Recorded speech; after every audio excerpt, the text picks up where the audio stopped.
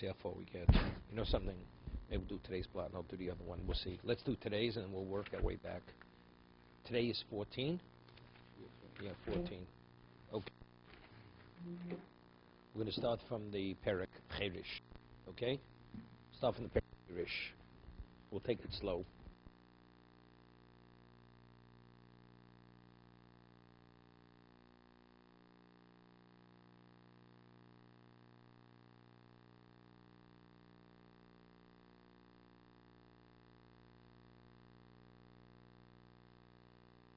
See, divorce is a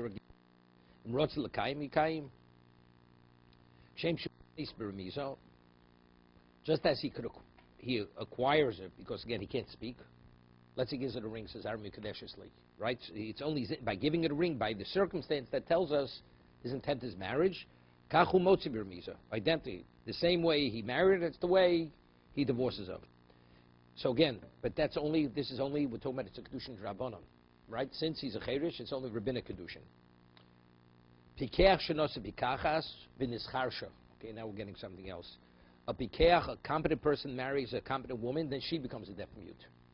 But again, when it comes to get, a get is never, she has to be consent. Correct?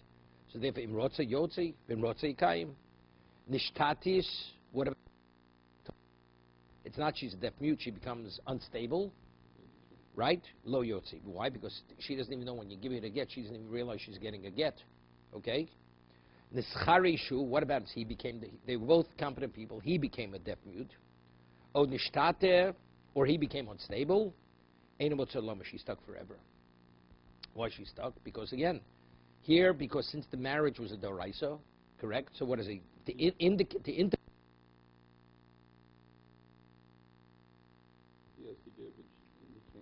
Right, he's not able to give. Nishtate einomotzaloma. Omer Reb Yochanan Reb Neimahi isha shnischarsho yotzo. The isha nischarish eino yotzo. Eino. He cannot divorce her. Why?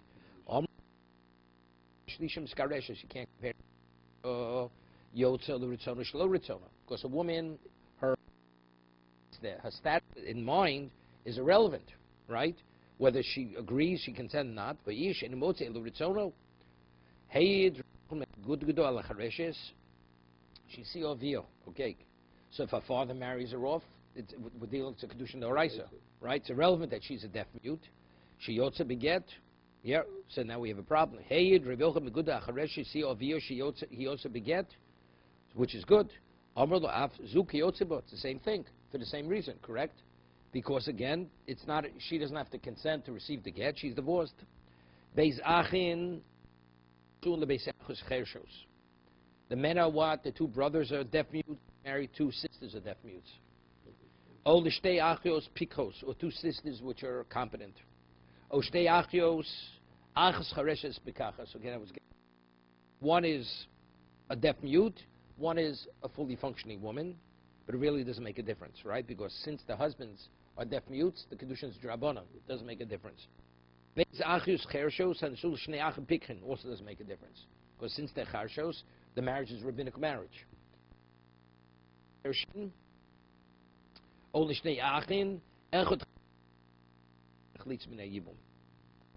pturas min achalitza min hayibum is not.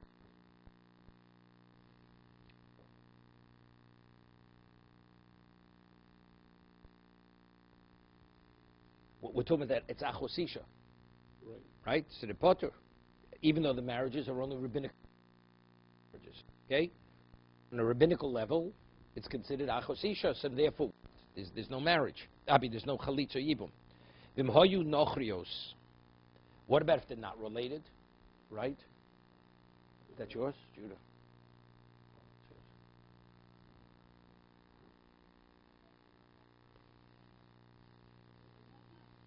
No, I understand. No. He's deaf mute. He's not a bardas. It's not a bardas. He's not considered competent. A person who's shtater, we said before, if she becomes insane, like unstable. So when you give a get, he says you can't give a get to such a woman. Why? Because if a woman doesn't even know what she's receiving, a bardas is not. She knows what she's receiving, right? I mean, you give something to a 10-year-old child. She knows what but halachically, it's lacking das. When you're dealing with a person's nishtatis, it's like you give her, she thinks she's giving her a stone. She comes right back. So the get, the only time you give a get to a woman is she understands it's good riddance. The nishtatis doesn't realize it's good riddance. Right? She's back again. So the get means nothing. That's why you can't divorce a woman's zeshota for that reason. A woman's a chareshes, you could divorce her. Because her consent or her understanding, meaning halachic understanding, has no relevance. Halachically, she doesn't have to understand. But she understands. She receives the get. She knows the marriage is terminated. It's over. That's sufficient. Okay? Vimhoyu nochrios. Well, that's the two women, the two brothers were married were nochrios. They were unrelated to one another. Yichnosu. Vimrotzu lotzi otziu. Okay? Shh. Tell them to keep quiet.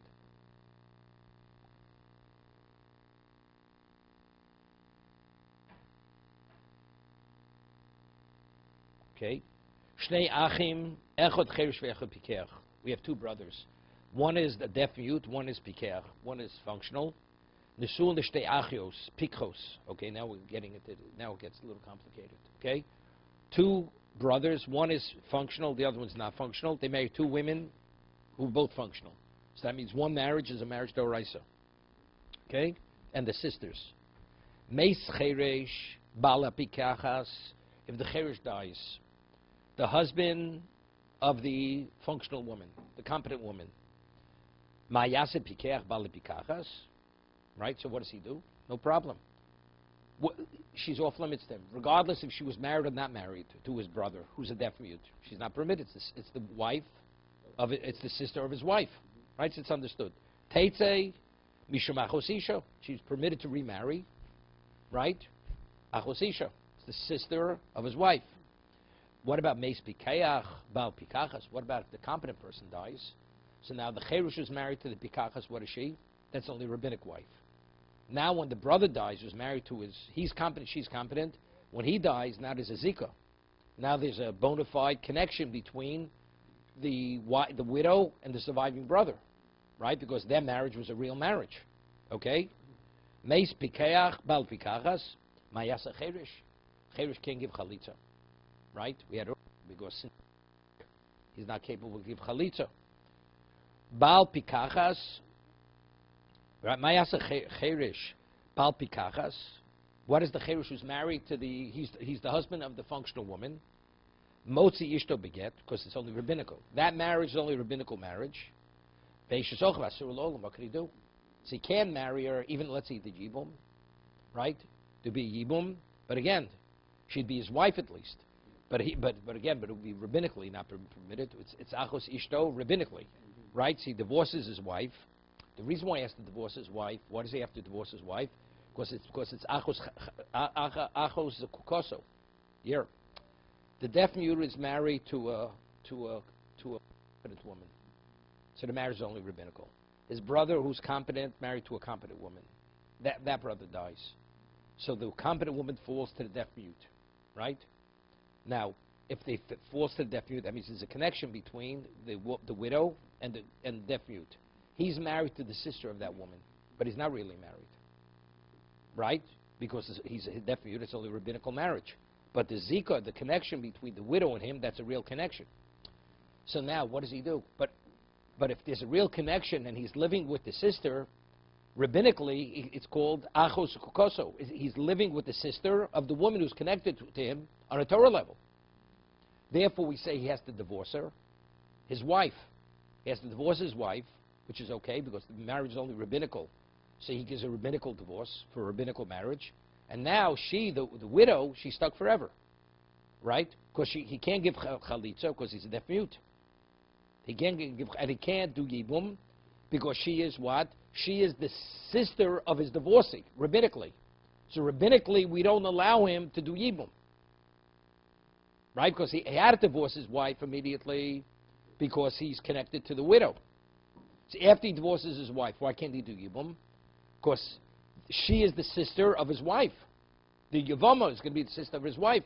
If rabbinically, he can't do yibum, rabbinically. And what could he do? He can't do chalitza either. Because he's a deaf youth, that's on the Torah level, he's not able. Okay, that's the case. Shnei achim pikchim nesuin l'shtei achius. Two competent men are married to two sisters. Achas chareshes, achas pikachas. One is a deaf mute, one is a functional woman.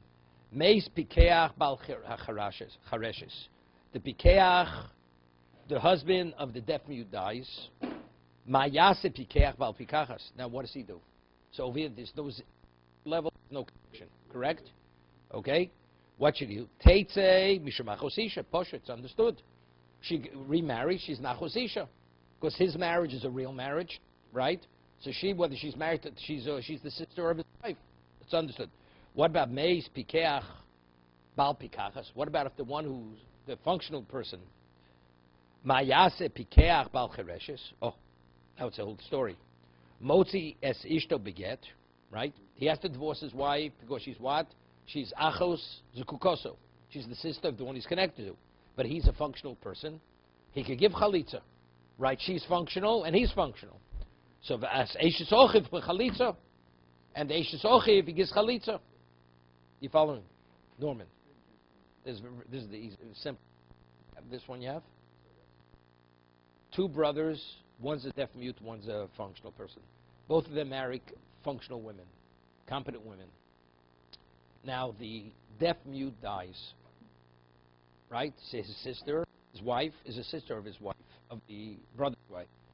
She's what? She's the sister. She's akosishto. She marries off.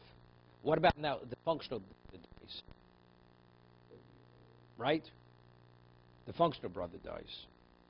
This is, excuse me, 1 second. There you go. Yeah. No. Both brothers are functional. One's wife is a deaf mute, the other one. Now the functional brother dies. His wife now falls to the functional brother, who's married to a deaf mute. Right? No, both brothers are competent people. Right? So now he has to divorce his wife, right? Because his wife is achos kukoso. It's the sister of the woman who's attached to him on the Torah level. Yes. Correct. No, because he's not permitted to remain with her, because since he's connected to the sister on a Torah level, it's similar to living with the sister of your wife. Even though he was married to her first. But it's rabbinical. It's not a real marriage. It's not real. Let's say they lived out of wedlock together. It's meaningless. It doesn't mean anything. So therefore, he has to divorce her. He divorces her, and then he gives chalitza. On a Torah level, he could even give ibum to the widow. But since rabbinically she was called his wife, so that's the reason why he can't do ibum. So, but he's capable of chalitza because he's a functional guy. He's a pikeach. And if he chooses to, he can marry his wife. No, he can never marry his wife. No, because she's Even though he gave chalitza. doesn't make a difference. She's still achos kukoso. Right? There's all rabbinical. On the rabbinical level, he can't. Okay? Shnei achim, echod cherish, vechod pikeach. Okay, now another combination. Two brothers, one is a deaf mute, one is functional. The su and the shtei achios, they're married to two sisters. Achas chareshes, vachas pikachas. One is a deaf mute, the woman, one of the women. Okay? We have two brothers, one's a deaf mute, one's a regular person. The other two women, one's a deaf mute, one's regular woman. Meis cherish balacharasha. So the deaf mute is married to the deaf mute. Okay? So the deaf mute who's married to the deaf mute, if he dies, Mayase pikeach bal pikachas, right? That's poshut. Teitze b'shabachosisha, again. Because it's the sister of his wife. So she remarries. Meis pikeach bal pikachas. What about if the pikeach married to the pikachas dies? And now his brother is what? Is a deaf mute. Okay? Now she has a problem. Mayase cherish bal b'chareshes, motzi sishto. He has to divorce his wife again because it's achos zukukoso. His wife is the sister of the one who's connected to him on a Torah level. Veishes ochiv, but the widow, he can't do yibum because she's the sister of the kuka. And he can't do chalitza because he's a deaf mute. V'yeshes ochiv asura li'olam. She's forbidden forever. She's forbidden. What? The widow is forbidden forever. He can't do chalitza because he's a deaf mute. He can't do yibum because she's the sister of his wife, rabbinically. Right? So she's, right? Or rabbinical, but it doesn't make a difference. But factually, rabbinically, we don't allow him to. See, if we wouldn't have a rabbinic law, he does yibum. He divorces his wife, then he does yibum. Right? No, chalitza can't, he's deaf mute. But yibum we could do. But he can't, we don't allow him to do yibum because the yavama is the sister of his wife, of his ex-wife. He divorced her rabbinically. A man divorces his wife. Then afterwards, his brother's married to the other, and the brother dies. He's not permitted to marry, to do yibum, because she's the sister of his ex-wife. It's the same. So here, it's his ex-wife, rabbinic ex-wife. Okay?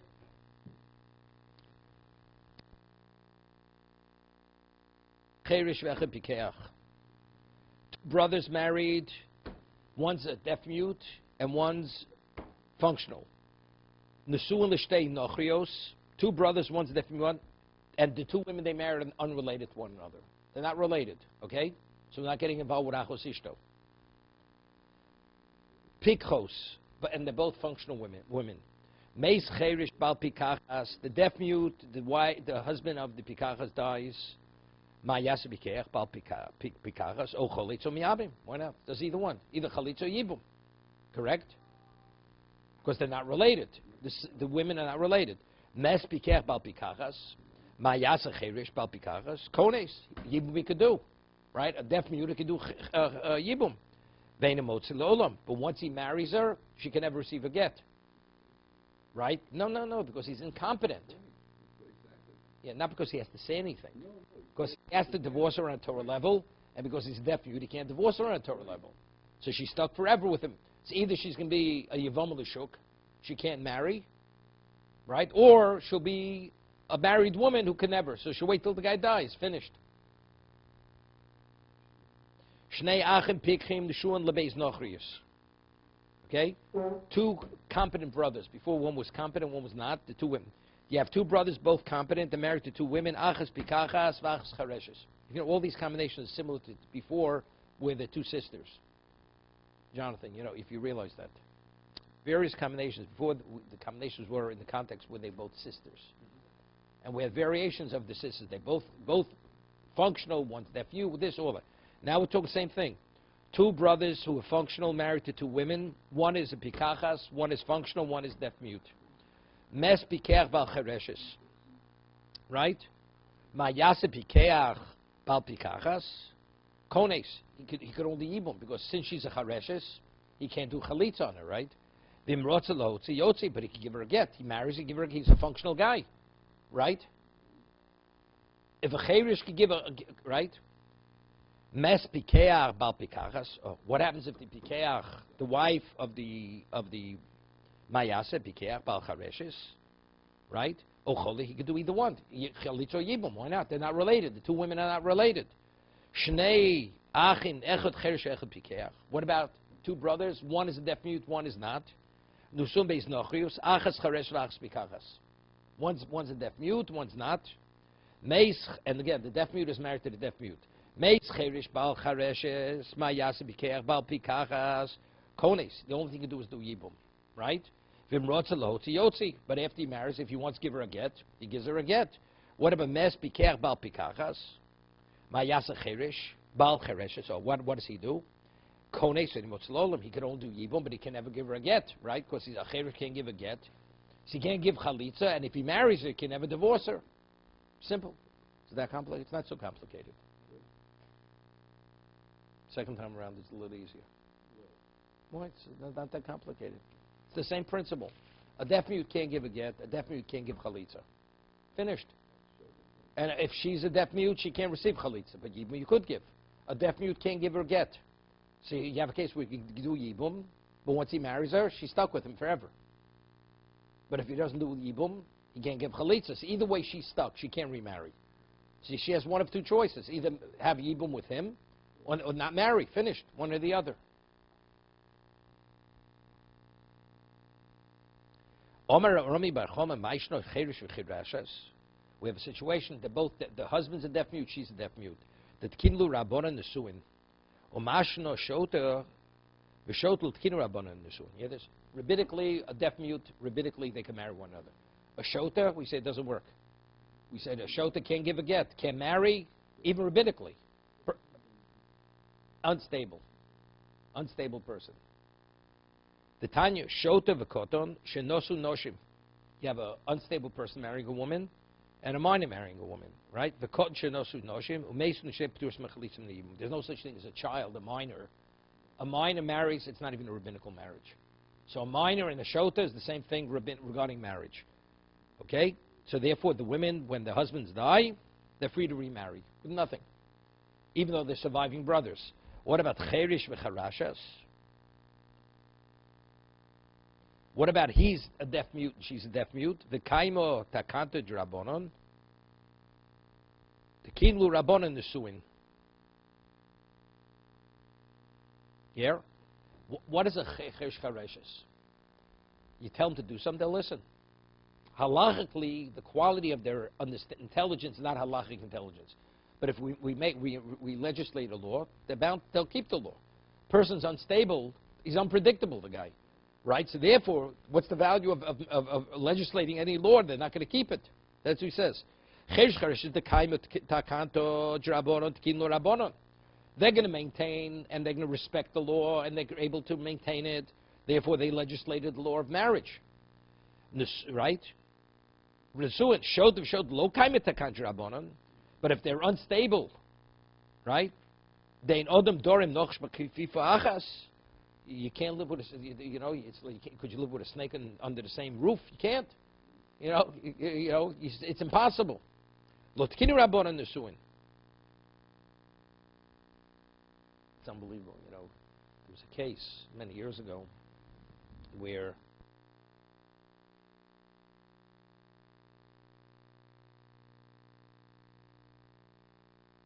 what's it called? She was bipolar, very serious. And if she takes some medication, she was okay. She didn't take it, she was raving mad. So the wedding went all of a sudden, a week into the marriage, he realizes she's married to a monster. I mean, literally, raving mad. The woman was raving mad. She would go outside, inappropriately dressed, go to a store. She would shoplift. I mean, crazy stuff. The whole thing. And of course, eventually ended in a divorce. I mean, there was no question. Could he divorce her? This and that. When she's on a medication, and the father was so wealthy, and literally it wasn't so simple to get away because he openly, once the cat's out of the bag, he's embarrassing this family, wealthy family. Took a good 2 years. The boy went through the worst till he finally was able to end that marriage. Okay, so a shota, it's impossible. There's no way. Could you live with a snake under the same roof? It's not possible. That's a shota, unstable. Somebody I know is very close today, Baruch Hashem, for years he's taking medication. There was a time where he was really they didn't have it. I knew this person since before his bar mitzvah. You were fearful to be in the same room with him. I mean, that's the level of insanity. After he took the medication, you couldn't even equate the two people. It was like a different person.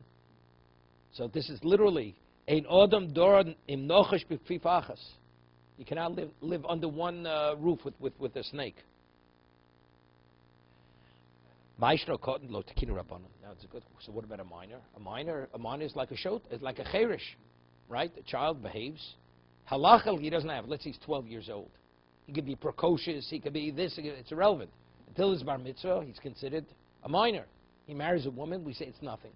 Why shouldn't the minor be like the deaf mute, right? The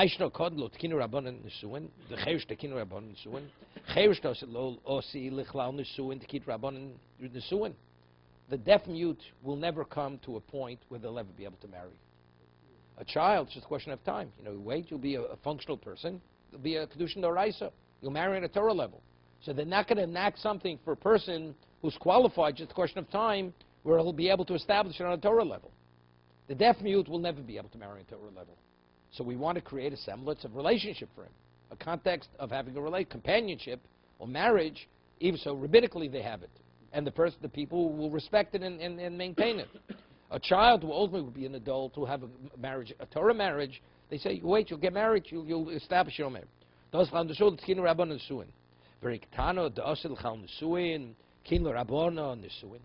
question. What about a minor?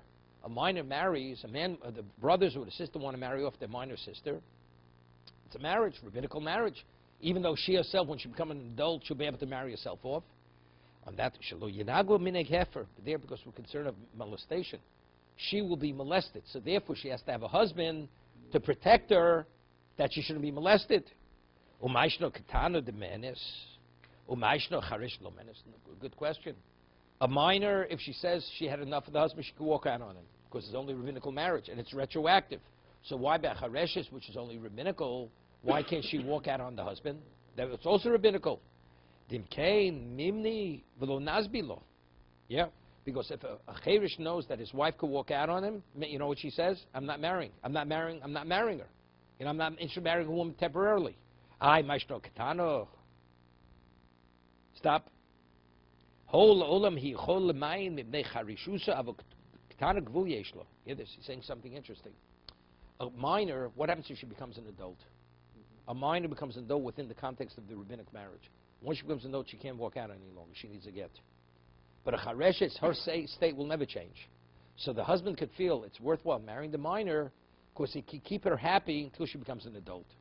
The moment she hits her 12th birthday, even if she doesn't reach puberty, she cannot walk out of that marriage any longer, even though it's rabbinical, because she appears to be an adult. So as a minor, she doesn't have das, and then she becomes 12 years old about this, so she has das. She can't walk out at that point. No, she can't walk out. Even though she didn't have das as a minor. Doesn't make a difference. But now if you cohabits with her, now it becomes a Torah marriage. But even if she didn't cohabit with her, can't walk out on her because she appears because she's an adult. She can't walk out on him. She cannot walk out on him any longer. Only up to 12 years old. Okay, so it's good. So therefore, the husband says, it's worthwhile marrying the girl because there's a cutoff point. She reaches 12, she can't walk out. But if a chareshes, if she could always, her state's never going to change. So as much as the husband tries to keep her happy, she's a loose cannon. She could always walk out on him. He says, no, something, I don't even want to get involved with the woman. Therefore, they say, you have to go through the conventional get. The only way you can terminate that marriage, he has to be agreeable to divorce. Otherwise, he doesn't get involved. Okay? It's not a Gemara, it's a good question. You hear this?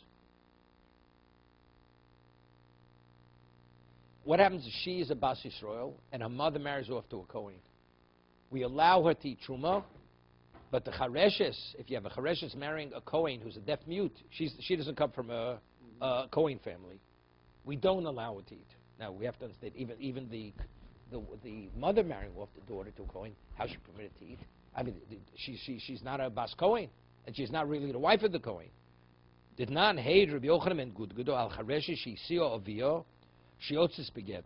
Right? He testified. A Chareshes, which is married off by the father, she goes out with a get. That's a Torah marriage. Val Ktana Bas Yisrael Shenosa LeKohen Shochelis B'Truma. Yeah, wait a second. A Ktana who's married, but this is what? She's married by the father. No. The mother marries. She eats Truma, even though the Nisuin is not a, because we're talking about, it's Truma Drabanan. It's not Truma Doraisa. We're talking about rabbinic Truma. There's rabbinic Truma, there's Torah Truma. We'll see. It's a question of Bisman Hazeh. Truma Bisman Hazeh is a rabbinical, and I will see. Shenisa L'Kohen, Shochel S'B'Trum, V'Chareshes L'Ochlo. Why the Ketana does eat, and the Chareshes does not eat. So, Gzeir Shem Yochel Cheresh B'Chareshes. Why? Cheresh, because we're concerned. 1 second. Gzeir Shem Yachel Cheresh B'Chareshes. V'Hayel Lav Shnuya Ma'al Yohi, Mali Pikech B'Chareshes, Mali Cheresh B'Chareshes, Neim Einim Nesuin. Mzum Muteres, Avzum Muteres, Reitzad Heter Yeshlan. Shum Lav B'nei Onshin Ninu. Kula Mishum Gzeira Shem Yachel Cheresh B'Pikachas. Hu Deiko Alei. Chiyuv Miso. Kedamina B'Maskona de Milso. Reish Shem Yachel Cheresh B'Chareshes. Shemiyachol cherish bepikachas. From the cherish bepikachas, umichlep bepikeach bechareshes. We'll see. Let's see the Gemara. Gemara says, we say she eats truma. Vilu cherish lo ochlo, chareshes lo ochlo. A ketana. So, question: why can't a chareshes? A chareshes marries a kohen who's a cheresh. We say she cannot eat. But a ketana who marries a kohen, although she's being married off by the mother, she can eat. Although it's only they're both rabbinical marriages. Why? It's gzeira shemiyachel cherish bechareshes. Is it because she eventually becomes competent? No, just the opposite. But she's doing an isser. A child. No, so therefore, so the guy, why could she eat? Why could she eat? It has nothing to do with becoming competent. No. V'leichel koton, v'leichel. Yeah. Gzeira himei shem yachol cherish bechareshes. What's the gzeira? We'll see. V'leichel. What? Kot nochel nevelusu. Because the chareshes, she eats it, she's eating nevela. Right? She's eating something she's not permitted to eat. V'leichol kot nochel nevelusu. Gzeira shem yachol cherish bevikachas.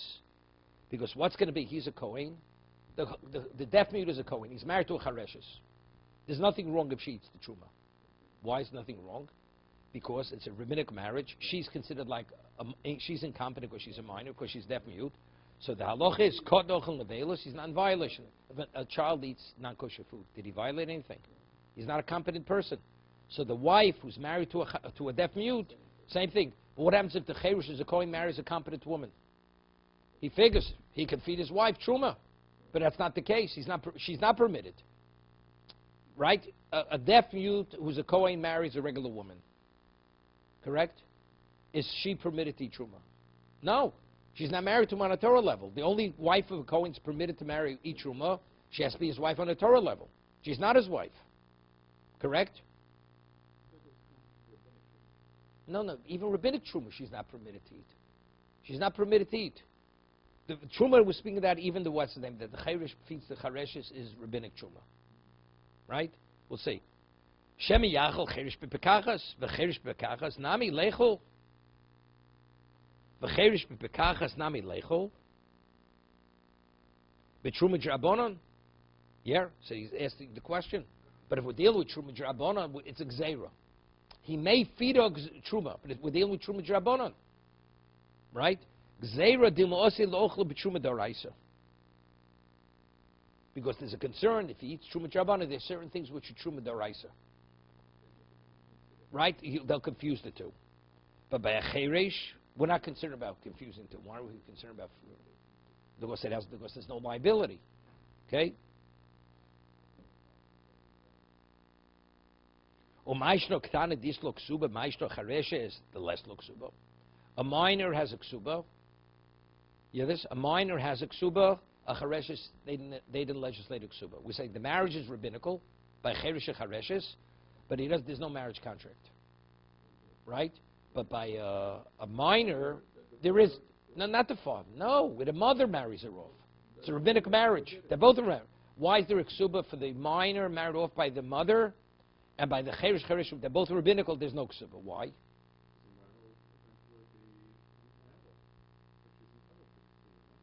But it's only rabbinical marriage place. So write a ksuba later. Dimkein nimni v'lo nasbibo. Because what we want to encourage, they should get married. Right? The two deaf. It's going to cost him a ksuba. He says, I'm not getting married. Like we said before. Why do we say chareshes if she could? Why can't she walk out? He says, it's not worth my while. The man says, it's going to cost me. It's not worth my while. We want these two people to get married. Right? Uktana minolon, this lo ksuba. How do we know uktana minor has a ksuba? Titnan hame'enes v'ashnio v'aylinis. It says a woman who walks out, or a shnio, that's a rabbinic incestuous relationship, or an aylinis, that's a mekachtos. It turns out ein lem ksuba. Avol yotze beget, yeah, but she gets a get. Meaning they need a get. The man is speaking where she's a what's the name? Hamenis. If she walked out, she gets no right. Hashniya v'chaylinis ein lem ksuba v'yish beget. 1 second.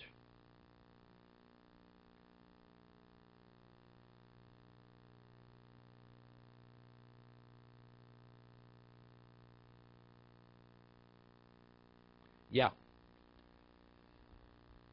It's interesting. Rashi, why Menace doesn't have a ksuba? So Rashi says because she walked out on the man against his will. I don't need what he has to say that. We said earlier, miyun is it's retroactive as if they were never married. So if they were never married, why should they have a ksuba? Right? But Rashi doesn't say that. Rashi says Menace do bal korchod nafka because she walked out against his will.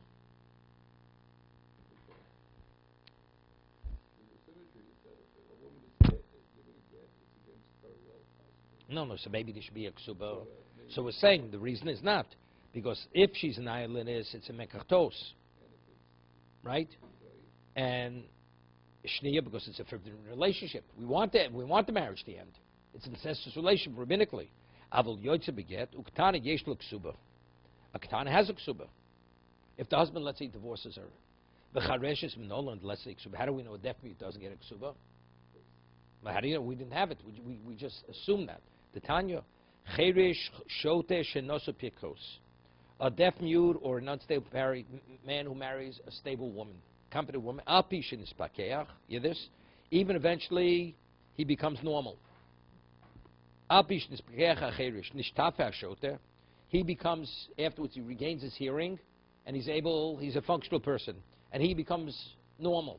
He becomes stable. Ein lem aleim klum. You this? They have no claim. They have no financial claim to them. Why? Because when they were married originally, he was unstable and he was a deaf mute. Rotz l'kaima. Let's say now they want to continue the relationship. Now that he's fully functional, yesh lem ksuba. Now they have to write a ksuba from now going forward. Initially, when they got married, he was unstable, or he was deaf mute. It says, and then he does not pay a ksuba if he divorces him then. But if they want to continue the relationship, then he has to write a ksuba. What about a functional person marries a deaf mute? Oshota. Afilu koslo mea mona ksuboso kayemis.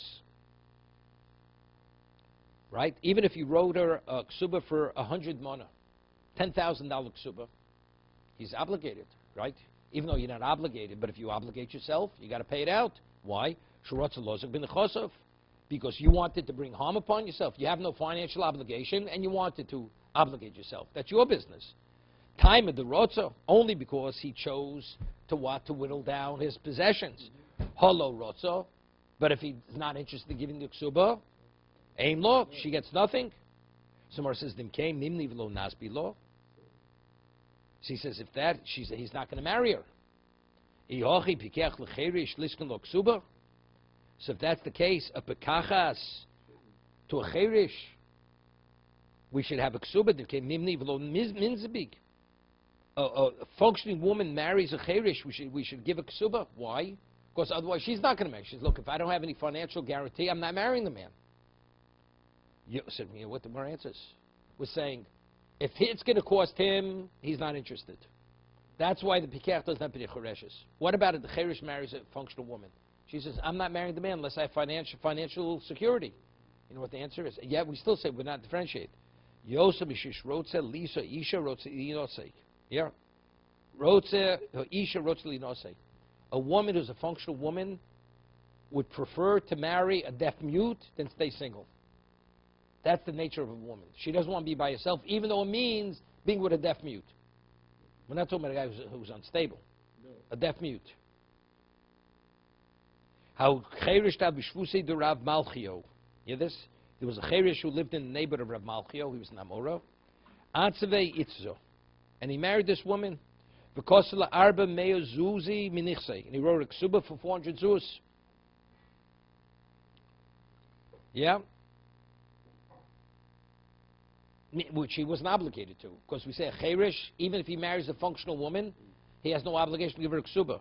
Omer of a man chokim k'Rav Malchio. The Gavarabahu, Ksovi, Ilo Rotsa, Shivcho, Lishamsho, Milo Zamninolo, Koshkim Hochadiko Tartik. You hear this? If he'd have to want to buy a maidservant, he'd have to pay, right? So he bought himself a maidservant, plus he has a wife, right? He's a deaf mute, he needs an attendant, no? So what does he have to buy an attendant? He buys a wife, gives her $400, and she's there for him. Omer Rav Chia Barashi. Omer Shmuel. Eishes Cheirish Ein Chayvon LeOshem Tolui. The wife of a Cheirish, if somebody should what? Right? Should have relations with her. 1 second. Rega. The name of Sofik Eishes, she Sofik he Hoya Baudas Ein Baut Hocha Bo Ale Toshim Tol Devade Ein Lushim Kinim in Torah. Yeah, good. Eishes Cheirish, the wife, let's say you have a case where a man married a woman and it was unclear initially whether he was a deaf mute or not, and somebody has relations with the woman. What is she? Yeah, what does he have to bring a chatos? This is a question whether he commit inadvertently. Does he have to bring a chatos? The answer is no, because she may not be married, right? So what about if she's the wife of a cheirish? Which is definitely not on the Torah level. Torah doesn't recognize the marriage. Therefore, there's no Asham. And somebody inadvertently has relations with her. There's no Asham Tolui. Asham Tolui is where it's a question whether it was adultery or not adultery. Here it definitely wasn't adultery. Because since the marriage is only rabbinical, he's a deaf mute married to a regular woman. Right? So on Torah level, is it a marriage? It's nothing. You can only be a korban if you violate something at a Torah level. So if a man inadvertently lived with this man's wife, which was only a rabbinical marriage, he brings no korban. He has no obligation to bring a korban, correct? Because it's only if it's a Torah marriage, you have to bring a korban. Le Misele, we have Chamisha Lo Yitroma, it says 5 people not qualified to take Truma. Vim Tarma Truma Su Truma, and if they take Truma, the Truma is not valid. Ve'lo in Cherish, Shota V'koton, V'torem Esheinu Shalop, somebody tithes from a grain which doesn't belong to him. A non-Jew tithes, even if it's with permission. He's not qualified. Yisrael, Rabbi Shus Yisrael, ain't Truma Su Truma. Who damak Rabbi Loz don, Detanya, Rabbi Yitzchak Mishum Rabbi Lozer, Trumas Cheresh, Lo Seitzi L'chulin. Meishu Safik, here. Rabbi Yitzchak says that, says the name of Rabbi Lozer, Trumas Cheresh, when a Cheresh takes Truma, Lo Seitzi L'chulin, Meishu Safik. Meaning what he tithes from is not definitely chulin, but it's a suffix. It may be a, so we're asking a good question. But if you hold that it may be that a cheirish, even when he's deaf mute, it's not so simple that he's considered incompetent, and that's why he says the truma is questionable. So why aren't you liable for a osham tolui? You should have to bring a korban. She may be a married woman. Yet Rabbi Loza says that if a cheirish tithes truma, it may be truma. What does that mean? So that means it's not so simple according to Rabbi Lozer. If he's a deaf mute, is incompetent. It's questionable. So if he marries a woman, then you have relations with his wife. According to Rabbi Lozer, what should be? You should be liable for nosham tolui, because it may have been adultery. Chatos not, because she's not definitely a married woman, but it's questionable. Okay. So, well, same thing, both sides. Let's say she wasn't even aware. Okay, her part too, both of them, both. No. It doesn't make a difference. Doesn't make a difference. She's competent, her husband's not. But if there's a question, even a deaf mute, Rabbi Lozer, it's questionable. He may be competent. According to Rabbi Lozer, a deaf mute may be competent. It's not clear. So that means, therefore, we say is truma, but it doesn't absolve the other what's left from tithing, right? So that means if so, according to Rabbi Lozer, she should have to bring an oshim. She, both of them should have to bring an oshim tolui, the third party. On that tomorrow it says bina chatichas mishteim chatichos. What's the halacha? I have a piece of meat, piece of fat. It's a question if it's chaylev or is it shuman. Shuman is kosher fat. Chaylev is not kosher fat. If you eat chaylev, inadvertently you have to bring a chatos. If you eat shuman, it's kosher. He has two pieces. He ate one of them. Everybody agrees in that case you have to bring an osham toli. Why? Because there, the problem, because there, it's called the Chasik Yisur. The Isur was there.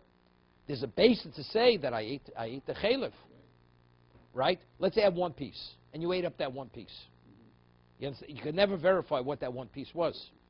When you have one, maybe the other one could be identified eventually that the other one's the kosher or the non-kosher. So that's when you bring an oshim toloi, when something can be verified. But over here, we have one piece.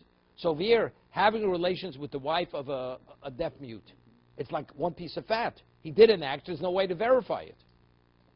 So it says, Isfrile Kreb Lozer, Oshim Toli Namil Chayiv.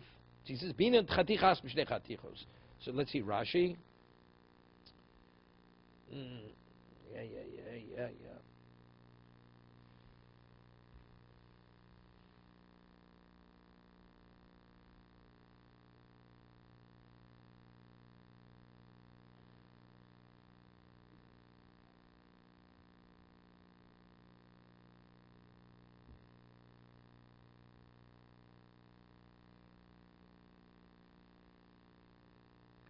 Yeah, Rashi doesn't get into the reason why. Okay, so the Gemara answers. So since that's the reason why you're not chayiv, of course this is like one piece of fat. So Gemara asks, Umi boy Rebbe Loza chatichas mishnei chatichos. Rebbe Loza say that you need two pieces of fat, even one piece. The Hatanya Rebbe Loza omer koi. You hear this? A koi. What is a koi? A koi is a buffalo. It's a question: is it domesticated or is it undomesticated? Yeah. Now the halacha is the chalev of a koi. Excuse me, of a deer. The chalev of a deer is permitted on a Torah level.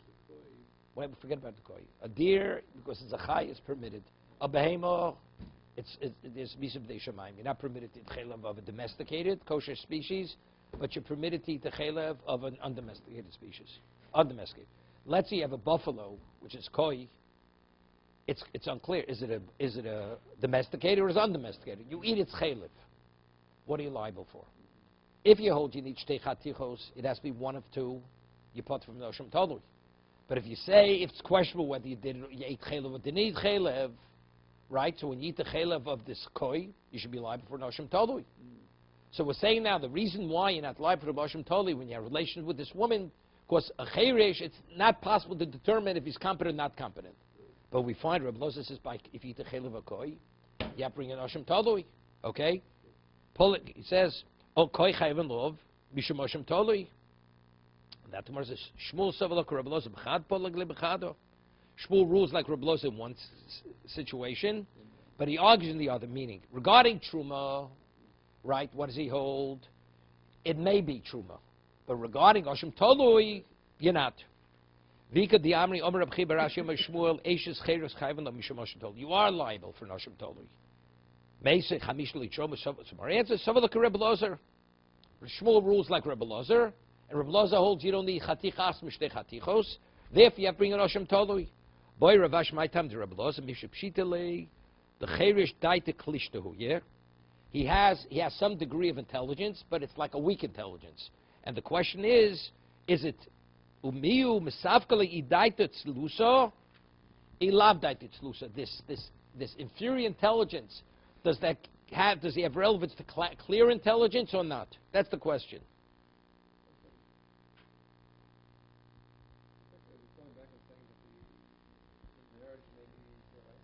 Maybe a doraisa. And therefore, according to Reb Lozer, you have to bring an oshim tolui. No, we don't rule like Reb Lozer. We hold nothing. Because a cherish, he has no intelligence, period. He has no intelligence. Their marriage is purely rabbinical. To be continued.